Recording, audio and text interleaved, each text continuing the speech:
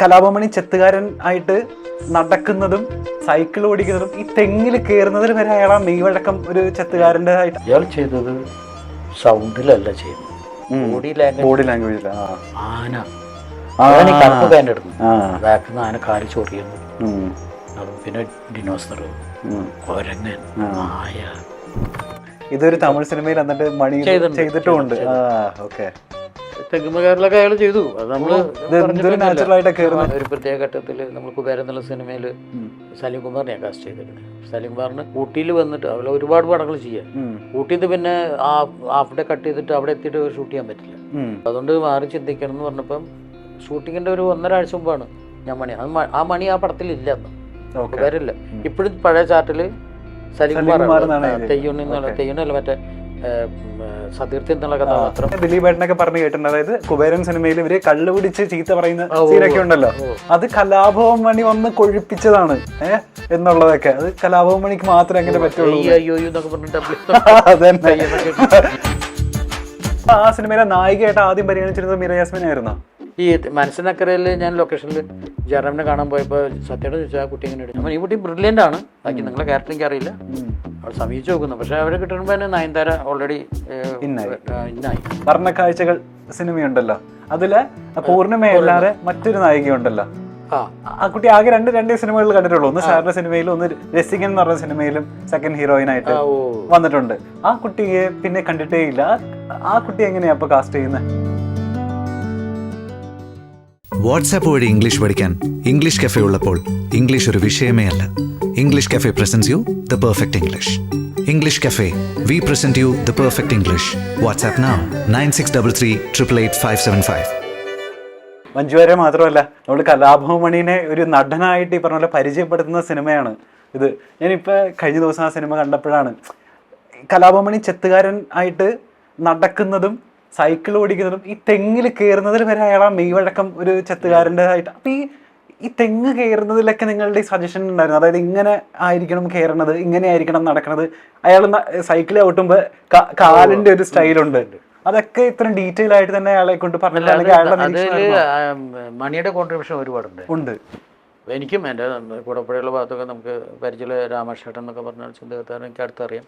അച്ഛനുണ്ടായിരുന്ന കാലത്ത് അയാൾ ചിലപ്പോൾ അച്ഛന് കുറച്ച് ഒരു കുപ്പിയിൽ ഷാപ്പിൽ കൊടുക്കുന്നതിന് മുമ്പ് നല്ല കല്ല് കൊണ്ടു കൊടുക്കുന്നത്. അപ്പോൾ രാമകൃഷ്ണനായിട്ട് എനിക്ക് പരിചയമുണ്ട്. അപ്പോൾ ഈ മാട്ടം കെട്ടിയിട്ടുള്ളതും ഒക്കെ നമുക്ക് അറിയാവുന്നതാണ്. സ്കൗട്ട്സ് ആൻഡ് ഗൈഡ്സിൻ്റെ ഒരു ഡിസ്ട്രിക്ട് റാലി ചാലക്കുടി ഹൈസ്കൂളിലുണ്ട്. ഞാൻ ഒരു റോവർ സ്കൗട്ട് മെമ്പറാണ്. അപ്പോൾ ഒരു ദിവസം സെലിബ്രിറ്റി ആയിട്ട് ലോഹിനെ കൊണ്ടുവരണം. അയാൾ ഒരു സ്പീച്ച് ക്യാമ്പ് ഫയറിൽ നൈറ്റ്. അപ്പോൾ ആരോ വന്നിട്ട് ചേട്ടനോട് ചോദിച്ചിങ്ങനെ കലാമണി എന്നുള്ളൊരു അപ്പോൾ അയാളൊരു പെർഫോമൻസ് ചെയ്തോട്ടെ എന്ന് ചോദിക്കുന്നുണ്ട്. എനിക്കറിയില്ല, സ്കൗട്ടിൻ്റെ അത് നമ്മൾ ക്യാമ്പ് ഫയറിൽ തന്നെ ഈ ഗസ്റ്റുകൾ വരുന്ന ഒരു അഡീഷണൽ സാധനം. ക്യാമ്പ് ഫയർ നമ്മളൊക്കെ ആടിപ്പാടാന്നുള്ളതാണ് എൻ്റെ മെമ്പേഴ്സ്. ചോദിക്കട്ടെ എന്ന് പറഞ്ഞപ്പോൾ ആയിക്കോട്ടെ എന്ന് പറഞ്ഞു. ഇപ്പോൾ സ്റ്റേജ് ഉണ്ട് അവിടെ, സ്കൂൾ ഗ്രൗണ്ടിൻ്റെ സ്റ്റേജ്. അതിൽ അയാൾ കയറി. ഇയാൾ ചെയ്തത് സൗണ്ടിലല്ല ചെയ്യുന്നത്, ബോഡി ലാംഗ്വേജിൽ. ആന അതാണ് ഈ കറുപ്പ് പാൻ്റ് ഇടുന്നത്, ബാക്കിൽ നിന്ന് ആന കാലി ചൊറിയുന്നു, പിന്നെ ഡിനോസർ, കൊരങ്ങൻ, നായ. ഇതൊരു തമിഴ് സിനിമയിൽ എന്നിട്ട് മണി ചെയ്തിട്ടുമുണ്ട്. പിന്നെ ഇത് ഒട്ടകം ഇയാളുടെ പടത്തിൽ വിക്കത്തിൻ്റെ പടത്തിൽ. അതെ അതെ. അങ്ങനെ കഴിഞ്ഞു, അത് പോയി സാറേ അങ്ങനെ പോയി. ഞങ്ങൾ പിന്നെ ലോഹിയുടെ ഒരു ചെറിയൊരു സംഭാഷണം ഒക്കെ കഴിഞ്ഞ് പിരിഞ്ഞു, ഞങ്ങൾ വീട്ടിലേക്ക് വന്നു. അത് കഴിഞ്ഞിട്ട് പിന്നീട് രോഹിവനോട് നമ്മളന്ന് കണ്ട അവനില്ല, അവനെ പിടിച്ചാലോ? ഞാൻ അവൻ ഓക്കെയാണ്. അക്ഷരത്തിൽ നമ്മൾ രോഹി പറഞ്ഞ ഇതാണ് കഥാപാത്രം, മണി രാജപ്പൻ തെങ്ങത്തുകാരനാണ്. ഓക്കെ ചേട്ടാ ചെയ്യാം സാറേ ചെയ്യാം. അഭിജിത്തുകാരൻ്റെ ഒരു ഭാവാദികളൊക്കെ വേണം ചെയ്യാൻ സാറേ. അതൊന്ന് നടന്നു വന്നേന്നു. ഇപ്പോഴും ഇങ്ങോട്ട് നേരിട്ട് ഇങ്ങോട്ടല്ല തിരിച്ച് നടക്കാൻ പറഞ്ഞു. നേരിട്ട് നമ്മുടെ ഫേസിൻ്റെ അടുത്തേക്കല്ല, ബാക്കാണ് നമുക്ക് വേണ്ടത്. തിരിച്ച് വന്നപ്പോൾ ഈ ബാക്കിൽ മാട്ടം കെട്ടി കഴിഞ്ഞവരെ ഒരു മൂവ്മെൻ്റ് ഉണ്ട്, ചെറിയ വ്യത്യാസമുണ്ട് ഈ ബാക്ക്. പെർഫെക്റ്റ്. അത് ഞാൻ ലോഹി പറഞ്ഞു നമ്മൾ ആരയ്ക്കാം. ഞാൻ താഴെ ഞാൻ പറഞ്ഞു നിന്നെ ഫിക്സഡാണ്. അങ്ങനെ അയാൾ ചെയ്ത. അയാൾ പിന്നെ തെങ്ങുമകാരിലൊക്കെ അയാൾ ചെയ്തു. അത് നമ്മള് എന്തൊരു നാച്ചുറൽ ആയിട്ട് കയറുന്നത്. വളരെ natural. ഈ ആ രാജപ്പൻ ഇടയ്ക്ക് ഈ തെങ്ങുമ്പോ കയറുമ്പോഴും സൈക്കിൾ ഓട്ടുമ്പോഴൊക്കെ പാട്ട് പാടുന്ന ഒരു ശീലം ഉണ്ട് ആ കഥാപാത്രത്തിന്. അത് ഈ മണി ആയതുകൊണ്ട്, കലാഭവൻ മണി ചെയ്യുന്നത് കൊണ്ടാണ് നിങ്ങൾ സ്ക്രിപ്റ്റുള്ള കാരണം ഇവർ തെറ്റ് ചെയ്യുക, ഇവർ തമ്മിലൊരു ഇത് ഉണ്ടാവുക എന്നുള്ളത് മാത്രമേ ഉള്ളൂ. ഈ എനിക്ക് തോന്നുന്നത് ആ സിനിമയിൽ തുടങ്ങിയുള്ള ബന്ധമായിരിക്കണം സാറിന്റെ ഒട്ടുമിക്ക സിനിമകളിലും കലാഭവൻ മണി ഉണ്ടായിട്ടുണ്ട്. അത് ഈ സ്നേഹബന്ധം കൊണ്ട് ഉള്ളതുകൊണ്ടാണോ അല്ലെങ്കിൽ അവിചാരിതമായിട്ട് സംഭവിച്ചു പോയതാണോ? നമ്മൾ സിനിമ ആലോചിക്കും, മണീനെ ആലോചിക്കും. അങ്ങനെ മണിക്ക് പറ്റുമെങ്കിൽ മണി തെലുങ്കിലും തമിഴിലൊക്കെ തെലുങ്കിലും തമിഴിലൊക്കെ ഭയങ്കര ബിസി ആയിരുന്ന സമയത്ത് ഒരു പ്രത്യേക ഘട്ടത്തിൽ നമ്മൾ കുബേരൻ എന്നുള്ള സിനിമയിൽ സലീം കുമാറിനെയാണ് കാസ്റ്റ് ചെയ്തിരുന്നത്. സലീം കുമാറിന് ഊട്ടിയിൽ വന്നിട്ട് അവിടെ ഒരുപാട് പടങ്ങൾ ചെയ്യാം. ഊട്ടിയിൽ നിന്ന് പിന്നെ അവിടെ കട്ട് ചെയ്തിട്ട് അവിടെ എത്തിയിട്ട് ഷൂട്ട് ചെയ്യാൻ പറ്റില്ല. നമ്മൾ എറണാകുളത്താണെങ്കിൽ തൃശ്ശൂർ വരാം, അങ്ങനെ പോകാമല്ലോ, കാറിൽ പോയാൽ എത്താൻ പറ്റും. ഇത് ഊട്ടിയിലാണ്. അപ്പോൾ അതുകൊണ്ട് മാറി ചിന്തിക്കണം എന്ന് പറഞ്ഞപ്പം ഷൂട്ടിങ്ങിൻ്റെ ഒരു 1.5 ആഴ്ച മുമ്പാണ് ഞാൻ മണി ആ മണി ആ പടത്തിലില്ല അന്ന്, കുബേരല്ല. ഇപ്പോഴും പഴയ ചാർട്ടിൽ സലീം കുമാർ തെയ്യുണ്ണല്ല മറ്റേ സതീർത്ഥി എന്നുള്ള കഥാപാത്രം സലീം കുമാറിനെ എഴുതി വെച്ചിട്ടുണ്ട്.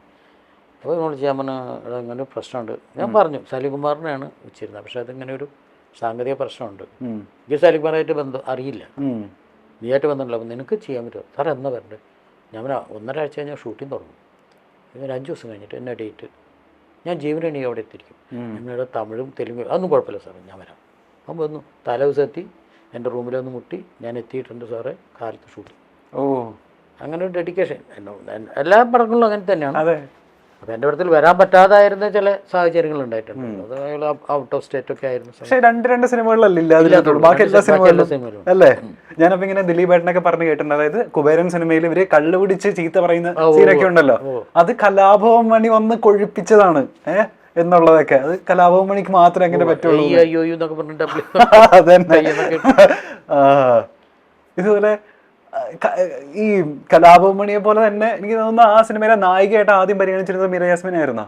അതിൽ 2 നായികണ്ടായിരുന്നു. കുബേരനില് ഒന്നും സംയുക്തോടെ നമ്മൾ ഫിക്സ് ആയിരുന്നു. പിന്നെ കുടക് പെണ്ണ് എന്നാണ്, കുടകിലെ പെണ്ണ് എന്ന് ദിലീപിന്റെ നായികയായിട്ട്. കുടകിലെ പെണ്ണ്, കുടകിലാണ് നമ്മൾ ഷൂട്ട് ചെയ്യേണ്ടത്, നമ്മൾ ഊട്ടിയല്ല ഷൂട്ട് ചെയ്തത്. കുടകിലെന്ന് പറയുമ്പോൾ നമുക്ക് ഈ എക്സിസ്റ്റിംഗ് ഉള്ള ഒരു നായികനെ വെച്ചിട്ട് നിൽക്കില്ല വെച്ചാൽ മേക്ക് ഓവറൊക്കെ ചെയ്തിട്ട് വേണമെങ്കിൽ ചെയ്യാം. പക്ഷേ നമ്മൾ അന്വേഷിച്ചപ്പോൾ ഞാൻ ലോഹിലോഹർ ഞാൻ നീണ്ട മൂക്കുള്ള ഒരു പെണ്ണ് വേണം, മീര ജാസ്മിനെ വിളിച്ചൂടെ? മീര ജാസ്മിൻ തമിഴിലൊക്കെ ചെയ്തുകൊണ്ടിരിക്കുന്ന സമയം ഞാൻ വിളിച്ചു പറയാമെന്ന് പറഞ്ഞു. ലോഹി വിളിച്ചു പറഞ്ഞു, അപ്പോൾ കഥ കേൾക്കാമെന്ന് പറഞ്ഞു. പക്ഷെ അതിങ്ങനെ മറിഞ്ഞിങ്ങനെ നിൽക്കുന്നത്. അപ്പോൾ മീര ജാസ്മിൻ ഓക്കെയാണ്. കുടകിലെ ഒരു സുന്ദരിയായ പെണ്ണ്, കുടക് സുന്ദരി പെണ്ണുങ്ങൾ ഭയങ്കര സൗന്ദര്യമുള്ളവരാണെന്നാണ് വെപ്പ്. ബാക്കിയുള്ളവർ മോശക്കാരെന്നല്ല. അപ്പം മൂക്കിൻ്റെ ഒരു പ്രത്യേകതയും ഒക്കെ വെച്ചിട്ട് നമുക്കൊരു മീര ജാസ്മിനെ ആലോചിച്ചാലെന്ന് പറഞ്ഞു. ലോഹി അവിടെ ഭയങ്കര ബിസിയായിട്ട് എന്ത് ചെയ്യും, ഞാൻ അവിടെ നിൽക്കട്ടെ. അങ്ങനെ ഞാൻ മദ്രാസിൽ പോകുന്നു. പക്ഷെ മീര ജാസ്മിനെ വെച്ച് ഷൂട്ട് ചെയ്തിരുന്നില്ലേ? ഇല്ല മീര ജാസ്മിൻ ലൊക്കേഷനിൽ വന്നിട്ടില്ല. അപ്പോൾ ഒരാൾ വന്നിട്ട് പറഞ്ഞു ഇങ്ങനെ സുഭാഷിണിയുടെ മകളുണ്ട്, പണ്ട് സുഭാഷിണി മലയാളത്തിൽ അഭിനയിച്ചിട്ടുള്ള അവരെ മകൾ, ഞാൻ അവരെ പോയി നേരിട്ട് കാണുന്നു. അവിടെ പോയി കണ്ട് കുട്ടി കണ്ട് അവിടെ കുഴപ്പമില്ല, നല്ല നമുക്കൊരു മോശമായിട്ട് പറഞ്ഞല്ല, പക്ഷെ അത് നമുക്ക് മനസ്സിൽ ഇങ്ങനെ കാണുന്നതിൽ ഒരു സാധനം ഉണ്ടായില്ല. അപ്പോൾ പഴയ സുമിത്രയുടെ നീലപ്പന്മാരിലൊക്കെ അഭിനയിച്ച സുമിത്രയുടെ മകളുണ്ട്, അവർ ഭാരതരാജ ഒരു പടത്തിൽ അഭിനയിച്ചു. അപ്പോൾ എനിക്ക് കോൺഫിഡൻസ് ആയി, ഭാരതരാജ പോലെയുള്ളൊരു ഡയറക്ടർ പടത്തിൽ അഭിനയിപ്പിച്ചെങ്കിൽ അത് മോശമാവില്ല, അഭിനയത്തിനായാലും മോശമില്ല. ഞാൻ നേരിട്ട് ഉമാശങ്കരെ നേരിട്ട് കൊണ്ട് സംസാരിച്ചു. ഭയങ്കര ബ്രില്യൻ്റ് ആയിട്ടുള്ള ആർട്ടിസ്റ്റാണ്. അത് മലയാളത്തിൽ പിന്നെ അത് എന്താണെന്ന് എനിക്കറിയില്ല, ഭയങ്കര ബ്രില്യൻ്റ് ആണ്. അപ്പോൾ അതിൽ നമ്മൾ എൻ്റെ മനസ്സുകൊണ്ട് ഞാൻ കുറിച്ചിട്ടു, ഇത്തിരി നിറം കുറവാണെന്നുള്ളൂ, കുറച്ച് നിറം കുറവാണ്, പിന്നെ ഇത്തിരി ഫോർഹെഡ് കുറച്ച്. അപ്പോൾ നമുക്ക് ഇതൊക്കെ കെട്ടി റെഡിയാക്കാമെന്ന് മനസ്സിൽ വിചാരിച്ചു. ഇവിടെ വന്ന് അവരെ വിളിച്ച് പറഞ്ഞാൽ അവർ ഫിക്സായി. അപ്പോഴും മീര ജാസ്മിനെ അന്വേഷിച്ചുകൊണ്ടിരിക്കുക, കിട്ടുമെന്നത്. അപ്പോൾ ഇവിടെ ഡെയിലി ലൊക്കേഷനിൽ വരും, സാർ എൻ്റെ ഷൂട്ട്, ഞാൻ എൻ്റെ റൂമിൽ പോയിക്കോ, നാളെ ഷൂട്ട് ഇങ്ങനെ പറഞ്ഞു. അതിന് ജാനുവരി 1 വന്നു, സാർ ഇന്ന് ഏതാവത് എൻ്റെ ഒരു ഷോട്ട് എടുക്കണം. അവർക്ക് ഭയങ്കര സെൻറ്റിമെൻസാണ്. ജനുവരി 1-ാം തീയതി ഞാൻ ഇതൊക്കെ ഇട്ട് വരാൻ പറഞ്ഞ് ഒരു ടേൺ ചെയ്യുന്ന 2-3 സ്ലോ മോഷൻ ഷോട്ട്സ് സോങ്ങിൽ ഉപയോഗിക്കാമെന്ന് വെച്ചാൽ അത് ഉപയോഗിച്ചിട്ടില്ല. എൻ്റെ ഒരു കാര്യം കൂടി പറയേണ്ടി വരും, കാരണം ഇവർക്ക് അഭിനയിക്കാനുള്ള സിക്കും നമ്മളിങ്ങനെ സംയുക്ത വർമ്മയും ദിലീപ് ഇങ്ങനെ കോമ്പിനേഷൻസ് വർക്ക് ചെയ്തുകൊണ്ടിരിക്കുക. മണി, ഇന്ദ്രൻസ്, ഹരിശ്രീ അശോകൻ ഒക്കെ ഡേറ്റ് ക്ലാഷ് ആവാനുള്ള ആൾക്കാരാണ്. അത് അപ്പോൾ ഇവിടെ എല്ലാ ദിവസവും ഈ ലൊക്കേഷനിൽ വരും, ഞാൻ ടിഫിൻ കഴിച്ചിട്ട് പോയിക്കോ തമാശ. അപ്പോൾ ഞങ്ങൾ ഭയങ്കര അപ്പോർട്ടായി. അവളെ വെച്ചാൽ ആദ്യം ചെയ്യുന്ന സീൻ ക്ലൈമാക്സാണ്. ഉമാശങ്കരീനെ വെച്ചിട്ടാണ് ആ ജീപ്പിൻ്റെ അവിടെ നിന്ന് മാലയായിട്ട് വരുന്ന ഒരു എൻട്രി ഈ സംയുക്തപുരം പോകുന്നതിന് മുമ്പുള്ള അത് 110 ഷോട്ടാണ്. ക്ലൈമാക്സ് ക്ലൈമാക്സ് മാത്രം. അങ്ങനെ ഒരു റബ്ബറില്ല, നല്ല ടിക്കറ്റ് ബ്രില്യൻ്റ് ആർട്ടിസ്റ്റാണ്. പക്ഷെ പിന്നെ സിനിമയിൽ ഈ മനസ്സിനക്കരയിൽ ഞാൻ ലൊക്കേഷനിൽ ജയറാമിനെ കാണാൻ പോയപ്പോൾ സത്യയോട് ചോദിച്ചാൽ ആ കുട്ടി എങ്ങനെ ഇടും, ഞാൻ ബ്രില്യൻ്റ് ആണ്, പക്ഷെ ഇങ്ങനെ ഒരു ഫോർവേഡ് ഇത്തിരി കൂടുതലാണ്. ആ കുട്ടിയുടെ നമ്പറൊന്ന് അയച്ചു കൊടുക്കും, സേതുവിനും അയച്ചു കൊടുക്കുന്നത്. പക്ഷെ പിന്നീട് അവർക്ക് ഈ ഇവിടെ കിട്ടി നയൻതാര.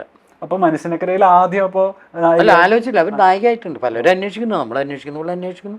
അപ്പോൾ അതെങ്ങനെ ഉണ്ടോ എന്ന് ചോദിച്ചാൽ എന്നോട്, ഞാൻ ഈ കുട്ടി ബ്രില്യൻ്റ് ആണ്, ബാക്കി നിങ്ങളെ ക്യാരക്ടർ എനിക്ക് അറിയില്ല, അവിടെ സമീപിച്ച് നോക്കുന്നു. പക്ഷെ അവർ കിട്ടുമ്പോൾ തന്നെ നയൻതാര ഓൾറെഡി ഇന്നായി.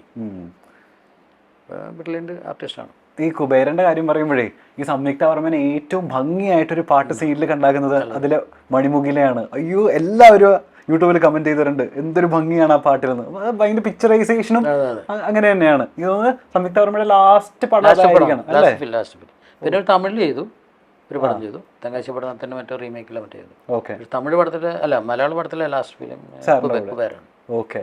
ഇനി എല്ലാവർക്കും അറിയായിരിക്കും, പക്ഷെ എല്ലാവരും വിചാരിക്കുക കീർത്തി സുരേഷിന്റെ ആദ്യത്തെ പടം പ്രിയദർശന്റെ കൂടെയാണെന്നാണ്. അല്ല, ആദ്യം സാറാണ് പരിചയപ്പെടുത്തുന്നത്. സുരേഷ് കുമാർ സാറാണ് അതിന്റെ പ്രൊഡ്യൂസർ. പക്ഷെ കീർത്തി സുരേഷിനെ അതിൽ എങ്ങനെയായി ഇന്നാക്കിയത്? അല്ല, നമുക്ക് 3 കുട്ടികൾ വേണം, ഈ കുട്ടീൻ്റെ ഈ കുട്ടി ആയിക്കോട്ടെ ചെയ്യാന്ന് പറഞ്ഞു. അതിന് സീരിയസ് ഒന്നും അറിഞ്ഞിട്ടല്ല. അപ്പോൾ സുരേഷ് ചേട്ടനോട് ചോദിച്ചു, പറ്റിയെങ്കിൽ ചെയ്തോളെ എന്ന് പറയുന്നൊരു. പിന്നെ അവർ ഹോംലി ഫീലിലാണല്ലോ. എന്തായാലും മാനക ത്രൂ ഔട്ട് ലൊക്കേഷനിലുണ്ട്. കീർത്തി സുരേഷിൻ്റെ അമ്മ മേനക, സുരേഷ് ചേട്ടൻ ഒരു പ്രാവശ്യം പോകുന്നുള്ളൂ, ബാക്കി മേനക ഓൾറെഡി ഉണ്ടാവും. ഫാമിലി അതിന് ഭയങ്കര സാധനം. പക്ഷെ പറഞ്ഞതൊക്കെ കൃത്യമായിട്ട് കയ്യില്ലാതെ നിൽക്കുന്ന ഒരു സാക്കൻസ് ഈ സ്വെറ്ററൊക്കെ ഇട്ട് പറഞ്ഞ അതുപോലെ തന്നെ ചെയ്തു കൂട്ടി, പേടിക്കുന്നത് കാര്യങ്ങളൊക്കെ. അതുപോലെ സാറിനെ കാണുമ്പോൾ എപ്പോഴെങ്കിലും ചോദിക്കണം എന്ന് തോന്നിയിട്ടുള്ളൊരു സാറിൻ്റെ ഒരു നായികയാ, അതായത് വർണ്ണക്കാഴ്ചകൾ സിനിമയുണ്ടല്ലോ, അതില് പൂർണ്ണിമയല്ലാതെ മറ്റൊരു നായികയുണ്ടല്ലോ. ആ കുട്ടി ആകെ രണ്ട് സിനിമകളിൽ കണ്ടിട്ടുള്ളൂ. ഒന്ന് സാറിന്റെ സിനിമയിലും ഒന്ന് രസികൻ എന്ന് പറഞ്ഞ സിനിമയിലും സെക്കൻഡ് ഹീറോയിനായിട്ട് വന്നിട്ടുണ്ട്. ആ കുട്ടിയെ പിന്നെ കണ്ടിട്ടേ ഇല്ല.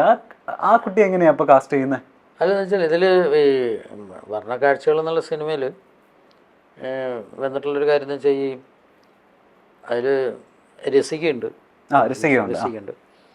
അത് നമ്മൾ ആ കോളേജ് ലൈഫിലെ സാധനമാണ്. പിന്നെ ഇയാളിങ്ങനെ ഡിവോട്ടഡ് ആയിട്ട് ഇങ്ങനെ അഗ്രഹാരത്തിലെ പെണ്ണ് എന്ന് പറയുന്നതിന് നമുക്കൊരു ഫ്രഷ് ഫേസ് ഉണ്ടായി കൊള്ളാം, ഒരു അയ്യങ്കാർ ലുക്ക്.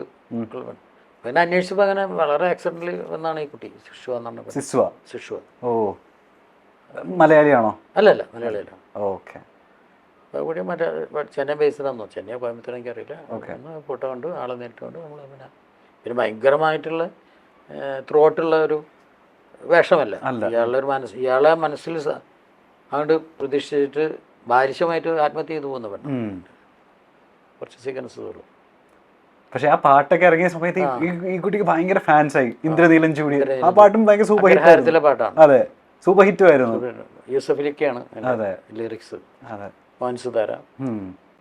അതുപോലെ കുബേരൻ കഴിഞ്ഞാൽ പിന്നെ നമ്മൾക്ക് ഇന്ന് ഓർമ്മയിൽ നിൽക്കുന്ന ഒരു സിനിമയാണ്. ആ സിനിമയ്ക്ക് പിന്നെ എന്താ പറ്റിയെന്ന് അറിയില്ല, കഥ എന്ന് പറയുന്ന സിനിമ. ഞാനൊക്കെ ഇപ്പോഴും ഇതൊന്നൊരു 5ാം ക്ലാസ്സിൽ പഠിക്കുന്ന സമയത്ത് കഥ ടിവിയിലാ അത് റിലീസ് ആവുന്നത്, അതായത് തിയേറ്ററിലല്ല. അപ്പൊ നമ്മൾ ഭയങ്കര കാത്തിരിക്കുക. അപ്പൊ ഏഷ്യാനെറ്റിലാണ് അത് വന്നത്. അപ്പൊ ഏഷ്യാനെറ്റ് ഭയങ്കര പ്രൊമോഷൻ ചെയ്ത് ആദ്യമായി റിലീസ് ആവുന്ന ചാനലിൽ റിലീസ് ആവുന്ന സിനിമ എന്നുള്ള രീതിയിൽ. അപ്പൊ കഥയ്ക്ക് എന്താ പറ്റിയത്? കഥ എനിക്ക് തോന്നുന്നത് പൃഥ്വിരാജിന്റെ മൂന്നാമത്തെ പടം. കാവ്യമാധവൻ, അങ്ങനെ പിന്നെ മറ്റൊരു വേറെ ആൾക്കാർ അബ്ബാസിനെ വിളിച്ചു. അബ്ബാസ് അസല് ഭയങ്കരമായിട്ട് നമ്മളായിട്ട് ഭയങ്കരമായിട്ട് ഇഷ്ടപ്പെട്ടു പോകുന്നില്ല. അപ്പോൾ സിനിമയൊക്കെ ചെയ്തു അങ്ങനെ. അപ്പോൾ അതിൻ്റെ കറക്റ്റ് പറഞ്ഞാൽ ശരിക്കും ഈ കഥ എന്നുള്ള സിനിമ ബേസ് ചെയ്യുന്നത് ക്രിസ്ത്യൻ കമ്മ്യൂണിറ്റിയിലാണ്. നമ്മൾ ക്രിസ്ത്യൻ കമ്മ്യൂണിറ്റി ഒടുവിലാശാൻ ഇതിൽ പഞ്ചായത്ത് പ്രസിഡന്റാണ്. നമ്മൾ ഫാദറായിട്ട് അത് കൺസീവ് ചെയ്തത്. കഥ എങ്ങനെയായിരുന്നു, ഇവർ കൊയർ ഗ്രൂപ്പിലെ പിള്ളേർ, ഈ പൃഥ്വിരാജും ഓരോ പിള്ളേരും, ഇവിടെ വരുന്ന ബാക്കി ക്യാരക്ടേഴ്സൊക്കെ അങ്ങനെ. അപ്പോൾ ഹിന്ദു കൾച്ചർ അല്ല അതിലുണ്ടായിരുന്നു. അപ്പം അത് എനിക്ക് തോന്നുന്നു ഇപ്പോഴും അത് ഒരു ക്രിസ്ത്യൻ കൾച്ചറിൽ ചിലത് നടക്കുകയുള്ളൂ, ചില കൾച്ചറിൻ്റെ ചില പ്രത്യേകതകൾ.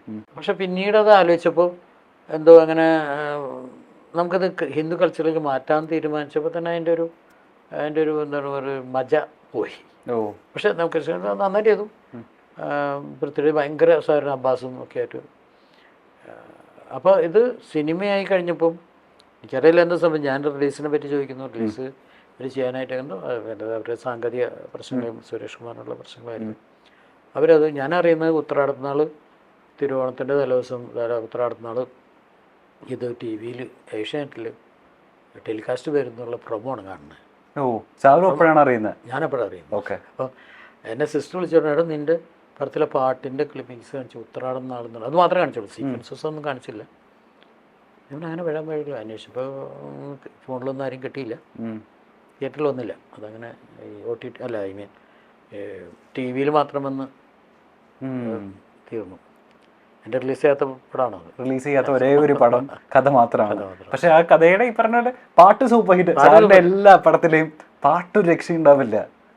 പെട്ടെന്നല്ല ഔസേപ്പച്ചനാണ് ചെയ്തത്. ഔസേപ്പച്ചൻ സാർ ഇപ്പോഴും വിധുപ്രതാപിന്റെ ഏറ്റവും സൂപ്പർ ഹിറ്റായ പാട്ടുകളൊന്ന് മഴയുടെ രാത്രിയിലാണ്. അതെ അതെ, അസലായിട്ട് പാടിയിട്ടുണ്ട് അയാള്. അതെ, കറക്റ്റ് പൃഥ്വിരാജിന്റെ മാച്ച് ആയിരുന്നു, അതിന്റെ വോയിസ് മാച്ചിങ് ഭയങ്കരമായിരുന്നു. അതെ. അതിനുശേഷം പിന്നെ കണ്ണിന് കണ്ണാടിക്കുക. എനിക്ക് തോന്നുന്നു അതായത് തിയേറ്ററിൽ അത്ര ശ്രദ്ധിക്കപ്പെട്ടില്ലെങ്കിൽ പിന്നെ ഇത് ടി വിയിൽ വന്ന സമയത്ത് ആൾക്കാർ ഇത് ഏറ്റെടുക്കാൻ തുടങ്ങിയത്, കുറെ കൂടെ റീച്ച് ആളുകളിലേക്ക് ഇത് ടി വിയിൽ വന്നതിന് ശേഷമാണ്. ഞാനിപ്പോൾ പിന്നീട് അറിഞ്ഞത്, അതായത് അതിലെ രംഗങ്ങളൊക്കെ കണ്ട സമയത്ത് ആദ്യം ദിലീപിനോട് ഈ സിനിമയെ പറ്റി പറയുകയും ദിലീപിന് ചെയ്യാൻ ആഗ്രഹം ഉണ്ടായിരുന്നു. പക്ഷേ കലാഭവൻ മണിയെ ഫിക്സ് ചെയ്തുകൊണ്ട് പിന്നെ അങ്ങനെ തന്നെ മുന്നോട്ട് പോയതാണ്. അങ്ങനെ പോയത് അത് ദിലീപിൻ്റെ അടുത്ത് ഞാൻ അക്കു അക്ബറിൻ്റെ സാധാരണ സമയത്തിൻ്റെ ലൊക്കേഷനിലാണ് ദിലീപിനെ കാണാൻ പോകുന്നത്. ദിലീപിനെ കാണാൻ പോകുന്നത് നമ്മൾ പ്രഭു സാറ് ചെയ്ത ആ വേഷം ചെയ്യാനാണ്. ഇയാളുടെ റിയൽ ലൈഫ് എടുത്തിട്ട് സിനിമ ആക്കുമ്പോൾ ആ വേഷം ചെയ്യുന്ന ആളായിട്ടാണ് ദിലീപിനെ കാസ്റ്റ് ചെയ്യാൻ പോയത്. അപ്പോൾ ദിലീപിനെ ഫുൾ കഥ പറഞ്ഞു. അപ്പോൾ ഞാൻ അതിനുമ്പോൾ വെള്ളിത്തിര എന്നുള്ള സിനിമയുടെ ലൊക്കേഷനിൽ പാലക്കാട് പോയിരുന്നു, ഭദ്രൻ സാറിൻ്റെ പടം. അവിടെ കലാമണി ഉണ്ടായിരുന്നു. കലാമണി ഫുൾ കഥ പറഞ്ഞു. പിന്നെ ആകെ ത്രില്ലടിച്ച് എന്തോന്നാലും ഞാൻ ചെയ്യുന്നൊക്കെ പറഞ്ഞിട്ടുള്ള ഒരു സാധനം. അത് കഴിഞ്ഞിട്ട് നമ്മൾ ഈ ക്യാരക്ടറിന് വേണ്ടിയിട്ട് ദിലീപിന് സമയത്ത് ദിലീപ് നല്ല സിനിമയാണത്.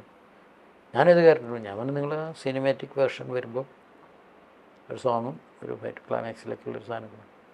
ഓ മറ്റേ ക്യാരക്ടറാണെങ്കിൽ ഞാൻ ചെയ്തേനെ എന്ന് പറഞ്ഞു. ഞാൻ ദിലീപ് അത് മണിയോട് പറഞ്ഞു പോയി. മണിയോട് ഫിക്സ് ചെയ്ത് ഒരാഴ്ച മുമ്പ് ഞാൻ അവിടെ പോയിരുന്നു ഭദ്രൻ സാർ സെറ്റിൽ.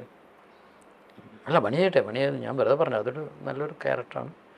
അപ്പോൾ ഇതിൽ ഒത്തിരി ദിവസം വന്നിട്ട് അങ്ങനെയൊരു ഇത് വേണോ വേണ്ടേ എന്ന് പറഞ്ഞിട്ട് ആൾക്കാർ നമുക്ക് 6 ദിവസം വേണ്ടു. 6 ദിവസം ഒരു സോങ്ങും പിന്നെ ഒരു 2 സീക്വൻസും പിന്നെ ഒരു ഫൈറ്റിൻ്റെ ഒരു ബിഗിനിങ് മാത്രമേ ഉള്ളൂ.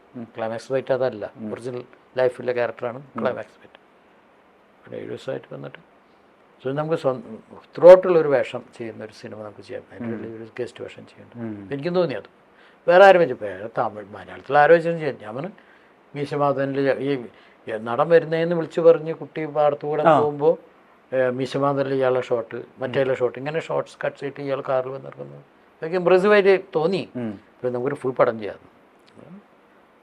പിന്നെ ഞങ്ങൾ നോക്കിയാൽ വേറെ വരില്ല. പിന്നെ പ്രഭു സാറിന് പോയി ഡയറക്റ്റ് പിന്നെ പ്രഭുവിലേക്കാണ് അല്ല വേറെ ആരെയും വിളിച്ചു. അപ്പം സുരേഷ് ഏട്ടനെ കണ്ടിരുന്നു, സുരേഷ് ഗോപി. സുരേഷ് ഗോപി ചെയ്യാം, നമുക്ക് ആലോചിക്കാം. ഫൈറ്റ് ഉണ്ടോ? ഞാൻ പറഞ്ഞു ഫൈറ്റൊക്കെ ഉണ്ട്. ഫൈറ്റ് കുറച്ചുകൂടി ഞാൻ പറഞ്ഞു ഫൈറ്റ് കുറച്ചേ ഉള്ളൂ. ഒറിജിനൽ ക്ലൈമാക്സ് ഫൈറ്റ് എന്നുണ്ട് റിയൽ ക്യാരക്ടറാണ്.